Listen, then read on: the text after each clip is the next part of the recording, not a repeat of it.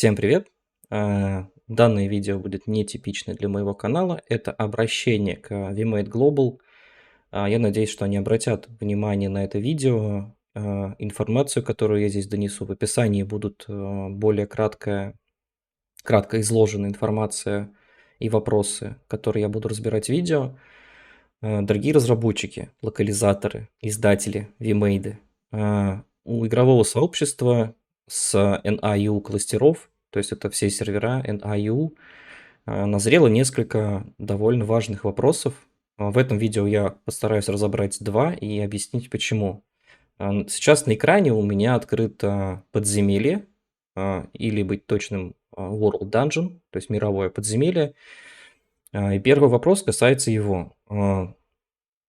Так как мы играем на американских серверах, то есть сервера находятся в США, серверное время ориентируется на тот регион, и вход в данж осуществляется с 9 вечера до 11 вечера по американскому времени. Но на NIU серверах 80% игроков, это не пустые слова, это не пустые цифры, это игроки со стран бывшего Советского Союза, то есть со стран СНГ, и, соответственно, с Евросоюза.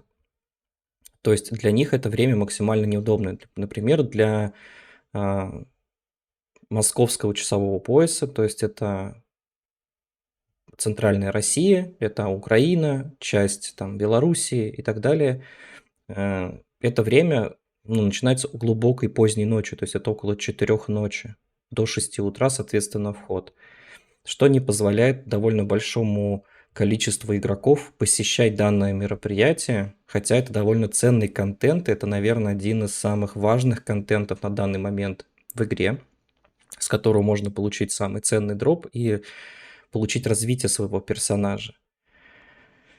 И мне бы хотелось обратиться к вам, VMade, к вашим сотрудникам, чтобы вы пересмотрели этот вопрос. Я надеюсь, что это видео наберет довольно большую огласку, и вы прислушаетесь к нам, как к игровому сообществу, меня как партнера с программы и как одного из топ СНГ контент-мейкеров попросили записать данное видео и, соответственно, попытаться его распространить, чтобы вы немножко пересмотрели, потому что, мы все прекрасно понимаем, что сервера находятся в Америке, но именно американских игроков у нас очень мало. Может быть, по вашей статистике вы видите, что игроков в Америке играет довольно большое количество. Это просто связано с тем, что многие играют из-за проблем со скоростью атаки, о которых я опишу в отдельном видео, играют через разного рода облачные сервисы, которые находятся в Америке. Вот, и поэтому, возможно, по вашей статистике вы видите большую часть игроков именно с американского региона. Но если мы откроем рейтинг, это рейтинг 101-го NIU кластера. То есть это Bishop, Rock, Knight, именно 101-х NIU. Вот, грубо говоря, вот я сейчас показываю вам, это человек с Турции, Россия, Европа, Украина, Россия, Европа. То есть, грубо говоря, вот эти вот 100 человек здесь буквально, то есть там, грубо говоря, вот этот топ-200, вот этот топ-200 игроков по уровню, то есть это, грубо говоря, люди, которые вносят максимальное количество денег вам, то есть в игру, то есть это топ-донатеры. Все они играют либо стран СНГ, либо с Европы. И всем им приходится жертвовать своим сном, опаздывать на работу, на какие-то деловые встречи, потому что вход в данж осуществляется в будние дни, то есть это с четверга на пятницу для нас, либо же с воскресенья на понедельник, что крайне усложняет как вход, так и мешает личной жизни. Так не должно быть. Я думаю, что и американские игроки бы со мной согласились, если бы вы перенесли это время на более раннее, на 3, на 4 часа раньше. То есть с 5 часов вечера по американскому времени, я думаю, что большая часть американских пользователей, тех, кто играет, они могли бы спокойненько посещать данное мероприятие. Для Европы и СНГ это дало бы возможность с полным комфортом посещать данные мероприятия, и люди бы не так остро реагировали на такие вещи, потому что сейчас один из самых ценных контентов просто недоступен для, ну, части игроков, у которых, ну, работа стоит на первом месте. А если вы понимаете, что вот этот вот, грубо говоря, вот эти вот топ-10 игроков — это люди, которые вам за, ну, то есть ежемесячно донатят очень большие суммы. И это только 101-й. На всех остальных серверах NA и у кластеров полностью та же самая ситуация. Большая часть игроков — это СНГ и Евросоюз. Так что у меня и у вашего игрового сообщества, вашего игрового комьюнити преогромнейшая просьба пересмотреть в следующем сезоне время входа в мировой данж. Все эти люди со 101-х, ну, то есть большая часть людей вас обязательно отметит в комментариях, отметят ваш официальный YouTube-канал, причем у вас их два, и оба, я надеюсь, вы увидите это видео, вы прочитаете мое описание и постараетесь принять хоть какие-то меры. Мы сделаем максимальную активность в этом вопросе для того, чтобы данный вопрос получил максимальную огласку, и вы прислушались к нам. Надеюсь, мои подписчики и люди, которые будут смотреть это видео, сделают то же самое. Обязательно поставьте в комментариях отметку, то есть через собачку вы можете вбить официальный аккаунт YouTube VMade'ов. Обязательно распространите это видео там на дискордах. Пускай мы соберем максимальное количество, там, не знаю, лайков, комментариев под этим видео для того, чтобы VMade'ы поняли, что для нас это и правда важно.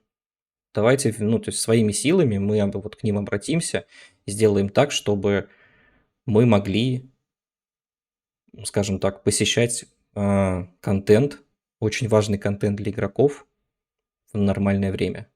Потому что дальше контент, который будет выходить, будет тоже связан с временными промежутками, и они все будут привязаны к серверному времени. Если так продолжится, то весь контент у нас будет глубокой ночью, что не очень хорошо. Так же, как и осада территорий, которые нам планируют на конец года вводить. И второй вопрос, который я бы хотел разобраться, это связанный с криптой, и в частности с токеном Crow. Тоже VMade'ы, у меня к вам огромная просьба, пересмотрите свою политику и отношение к токену Crow, потому что сейчас его чеканка практически, его создание практически нереальное. Оно бывает в лучшем случае в раз в месяц, а то, по-моему, последний раз было 1,5 месяца мы ждали чеканку. Это не из расчета заработка на вашей игре или еще что-то. Для кого-то это тоже важно. Но также это очень важный инструмент в вашей, в принципе, вот, системе экономики для того, чтобы можно было развивать своего персонажа. Потому что, отчеканивая бриллианты, заработанные в игре, можно было покупать другие токены и реализовывать их на своем персонаже. Не обязательно там продавай, конвертируй, но это в любом случае один из самых важных инструментов, который, ну, недоступен для игроков, потому что чеканка создания Crow открывается очень и очень редко, и открывается буквально на несколько минут из-за загруженности сети VMix в этот момент. Довольно большое количество игроков не могут совершить данные действия, то есть не могут отчеканить, создать Crow, что, соответственно, отталкивает игроков от вашего проекта. То есть вы сделали обалденную систему экономики, то есть очень много токенов, очень много интересных механик с этим связано, но из-за основного токена, по большому счету, эта экономика, ну, очень плохо работает, потому что сжигание Crow практически не происходит. Средняя цена, которая вот нужна для создания чеканки Crow, никогда не бывает 0,75, а даже если бывает, то она очень часто просто проседает, происходят какие-то ошибки, серверные задержки, еще какие-то вещи. И у нас появилось несколько предложений к вам. Первое — это либо вы должны увеличить цену в кристаллах на чеканку, либо же сделать во внутриигровом магазине. То есть как вот у нас вот здесь вот есть, вот, как у вас есть здесь за мили, например, да, там за золото, вот здесь добавить отдельную вкладку, в которой вот эти такие же вот паки по другим, естественно, ценам, но они были бы в Crow, то есть можно было внутриигровым путем или здесь где-нибудь, например, вот там в наборах вот здесь вот были бы вот эти паки за кроу, тогда бы выжигание кроу происходило намного-намного сильнее, и, соответственно, его бы цена и актуальность на рынке увеличивалась, и чеканка, и создание кроу появлялось бы гораздо чаще, и давало бы возможность людям прогрессировать. Тут не берется вопрос заработка или вывода кроу в другую валюту. Вопрос в большей части, что инструмент, который дает возможность усилять своего персонажа, в данный момент, ну, практически не работает, либо работает очень плохо. Вот, это все, что я хотел бы сказать. Отдельно еще раз, народ, для кого это важно? Огромная просьба.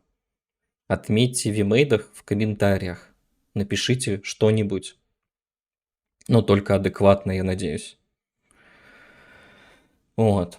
Давайте попытаемся обратить внимание на голос комьюнити. И, возможно, если это видео, м, скажем так, поспособствует каким-то действиям со стороны вимейдов, мы будем такие обращения записывать периодически. И следующее обращение я планирую сделать по поводу вот скорости атаки и проблем с неткодом, то есть связанным с читами со спидхаком, по большому счету, да, с телепортами и так далее и тому подобное. И постараюсь разложить в этом обращении со стороны как джуниор-разработчика на Unreal, что и как и почему это что нужно исправить. Потому что, ну, на данный момент это чуть ли не самая дорогая игра в мире, потому что хоть это и free-to-play проект, мы все оплачиваем VPN, люди посильнее оплачивают себе еще Shadow сверху, а тут еще нужно покупать прем-аккаунт и все остальное. Вот. Это был офф-топ. Спасибо большое за просмотр. Надеюсь, это видео наберет большую огласку, и мы своим сильным движением нашего комьюнити сможем реализовать данные вопросы, и они к нам прислушаются. А так, здоровья вам, здоровья вашим близким. До новых встреч. Пока-пока.